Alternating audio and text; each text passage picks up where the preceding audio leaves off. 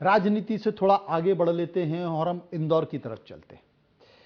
इंदौर की घटना आपको याद हुई होगी, एक दर्दनाक हादसा जिसमें 36 लोग मारे गए थे। इंदौर के बलेश्वर मंदिर में, आपको याद होगा, तो इंदौर के बलेश्वर मंदिर में जो हादसा हुआ था वो मामला हाईकोर्ट पहुंच गया।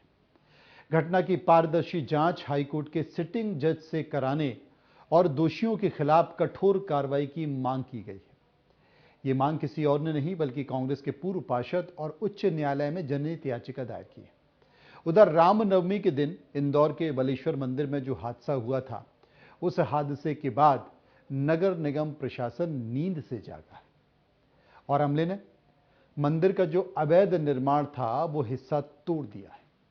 रामनवमी के मौके पर इसी मंदिर में बावड़ी की छत धंसने से 36 लोगों की मौत हो गई थी। मंदिर का अतिक्रमण हटाने के विरोध में बजरंग दल और हिंदूवादी संगठन के कार्यकर्ताओं ने हंगामा किया था।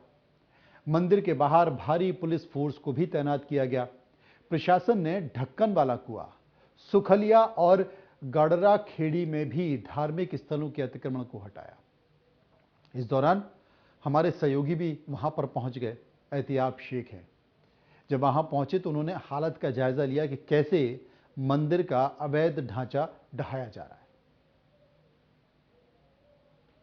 इस वक्त इंदौर के पटेल नगर स्थित उसी मंदिर परिसर के बाहर खड़ा हूं जहां पर कि रामनवमी के दिन वो हादसा हुआ था और इस समय आप देख सकते हैं कि नगर निगम का अमला, प्रशासनिक अमला, वो अवैध अतिक्रमण जिसे साफ तौर के ऊपर कहा गया था कि इलीगल इंक्रोचमेंट हटाने के लिए मुख्यमंत्री शिवराज सिंह चौहान और शासन की तरफ से सख्त निर्देश दिए गए थे। इस घटना की पुनरावृत्ति न हो इसके लिए मुख्यमंत्री ने साफ तौर के ऊपर मध्य प्रदेश में एक ऐसी नीति बनाने की घोषणा की थी और सीधे तौर के ऊपर सभी को निर्देश दिए थे कि इस तरह की जो बावड़ियां, खुली बावड़ियां हो, कुएं हो और बोरवेल्स हो, उनकी सूची बनाई जाए और जिलेवार उनकी सूची बनाने के बाद में उन पर कार्रवाई की जाए।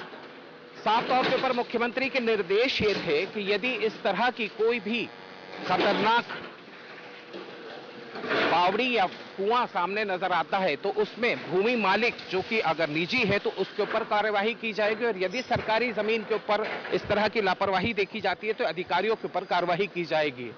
कैटेगोरिकली मुख्यमंत्री शिवराज सिंह चौहान वो स्पेसिफिक, उन्होंने सीधे तौर के ऊपर कहा था कि इस तरह की पुनरावृत्ति मध्य प्रदेश में दोबारा नहीं होनी चाहिए।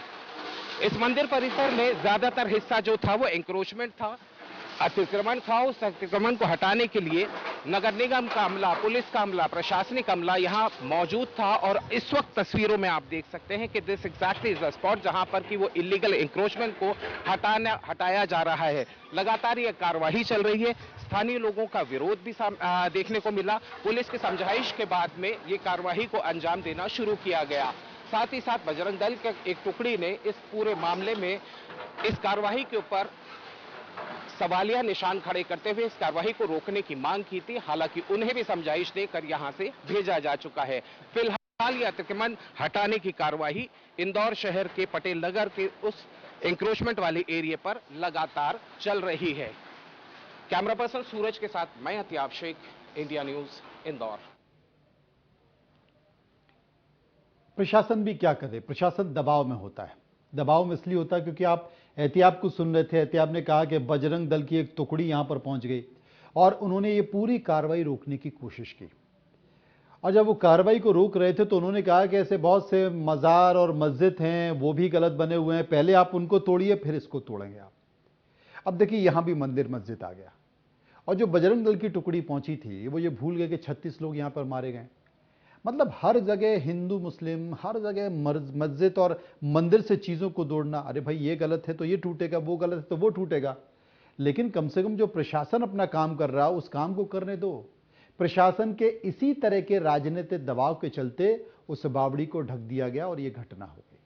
अगर प्रशासन उस समय अगर राजनीतिक दबाव में नहीं आता है, क्योंकि दबाव था, नोटिस दिया गया था, लेकिन कार्रवाई इसलिए नहीं होने दी, करने नहीं दी क्योंकि राजनीतिक दबाव आ गया था। बावड़ी ढक गई और हादसा हो गया। तो बलेश्वर मंदिर में अवैध अतिक्रमण ढहाए जाने पर नगर निगम के उपायुक्त ने क्या कहा, एक बार वो भी सुन लीजिए। मुख्यमंत्री का सीधा आदेश। मुख्यमंत्री कैटेगोरिकली बहुत स्पेसिफिकली कह चुके हैं कि मध्य प्रदेश में इस तरह की घटना की पुनरावृत्ति ना हो। नगर निगम के अमला लगातार इस तरह की कार्रवाई के लिए तैयार रहता है। आज इस इंक्रोचमेंट वाले एरिया को तोड़ने के नगर निगम का अमला पहुंचा है। सर, ये कहा जाए स्पष्ट निर्देश कि इस तरह की किसी भी तरह की लापरवाही बर्दाश्त नहीं किया जाएगी। आज जो ये कार्रवाई हुई, किस तरह की कार्रवाई रही? जैसे आपको पता है कि 3 से 4 दिन पहले एक बहुत ही दुखद घटना हुई थी यहाँ पर। इस पूरे एरिया की सेफ्टी इंश्योर करने के लिए ऐसा कभी वापस ना हो, और जो यहाँ पर बावड़ी कोलैप्स हो गई थी उसको पूरा भर दिया गया है ताकि वो सेफ रहे यहाँ के लोगों के लिए। ये पूरी कार्रवाई इस संदर्भ में करी गई है।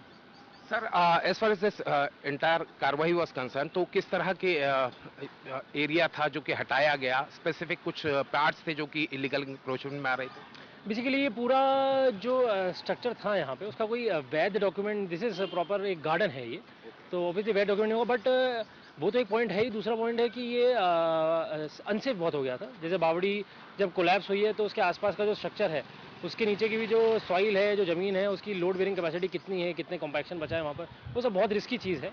एंड कोई लीगल डॉक्यूमेंट भी सामने नहीं आया है इसका, तो उसको हटा दिया गया नए स्ट्रक्चर को भी। सर, इस कार्रवाई के दौरान कुछ हिंड्रेंसेस भी आए थे, कुछ विरोध भी सामना करने को मिला था। How could you tackle that? देखिए, विरोध तो रहता ही है, बिकॉज थोड़ा सा इमोशनली लोग जुड़े होते हैं और हमें वो चीज़ समझनी चाहिए। हमने समझी भी वो चीज़, बट कभी कभार एक हायर पर्पस के लिए हमारे को थोड़े कड़े कदम उठाने पड़ते हैं, तो इसलिए हमने उसको रिमूव करा। Thank you. तो देखिए, सीधे तौर के ऊपर निर्देश साफ थे, कार्रवाई साफ तौर के ऊपर हुई और कार्रवाई इसलिए की गई कि इसमें कम से कम जनता का फायदा हो सकता है। आने वाले समय के अंदर इस तरह की घटना की पुनरावृत्ति न हो। सूरज के साथ मैं तियाब शेख, इंडिया न्यूज, इंदौर।